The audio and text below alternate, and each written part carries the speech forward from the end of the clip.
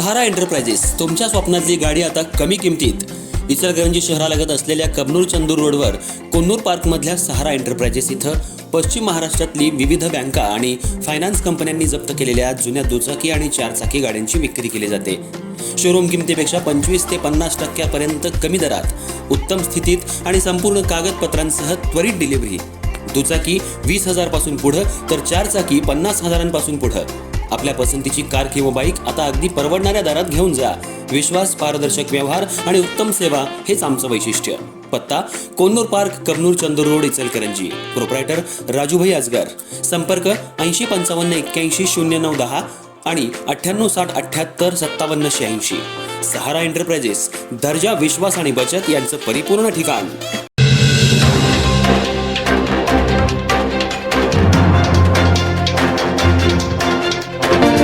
इचलकरंजी शहरातील ASC college परिसरात असलेल्या A1 वाडा सेंटरचे मालक मनोज बडवे यांच्यावर त्यांचे सख्खे भाऊजी महेश काजवे यांनी जुना कौटुंबिक राग मनात धरून प्राणघातक हल्ला केल्याची घटना घडली असून या प्रकरणी महेश काजवे यांच्यावर शिवाजीनगर पोलीस ठाण्यात प्राणघातक हल्ला केल्याप्रकरणी गुन्हा दाखल करण्यात आलाय.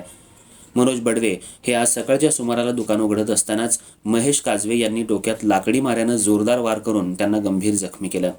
घटनेनंतर परिसरातल्या नागरिकांनी तात्काळ मदतीला धाव घेत जखमी मनोज बडवे यांना उपचारासाठी इचलकरंजी इथल्या IGM रुग्णालयात दाखल केलं. दरम्यान या घटनेची माहिती मिळताच शिवाजीनगर पोलीस ठाण्याचे अधिकारी आणि कर्मचारी तातडीनं घटनास्थळी दाखल झाले. त्यांनी पंचनामा करून पाहणी केली. दरम्यान मनोज बडवे आणि महेश काजवे हे जवळचे नातेवाईक आहेत. गेल्या काही वर्षांपासून मनोज बडवे हे आपल्या भाऊजी महेश काजवे आणि त्यांच्या कुटुंबाची जबाबदारी सांभाळत होते. मात्र महेश काजवे हे कोणताही कामधंदा न करता दिवसभर दारूच्या नशेत राहत असल्यानं घरातला वाद वाढत गेला आणि अखेर 2 वर्षांपूर्वी मनोज बडवे यांनी महेश काजवे यांना घराबाहेर काढलं होतं आणि याचाच राग मनात धरून महेश काजवे यांनी मनोज बडवे यांना वारंवार शिवीगाळ आणि धमक्याही दिल्या होत्या. आज सकाळी रागाच्या भरात त्यांनी थेट A1 वाडा सेंटर समोर येत मनोज बडवे यांनी दुकान उघडत असतानाच त्यांच्या डोक्यावर लाकडी माऱ्यानं प्राणघातक हल्ला केला. हल्ल्यानंतर संतप्त नागरिकांनी महेश काजवे यांना पकडण्याचा प्रयत्न केला असता त्यांनी आणखी गोंधळ घालत घटनास्थळावरून पलायन केलं.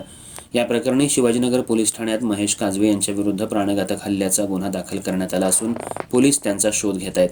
या घटनेमुळे ASC कॉलेज परिसरात भीतीचं वातावरण निर्माण झालं असून पोलिसांकडून पुढील तपास सुरू आहे.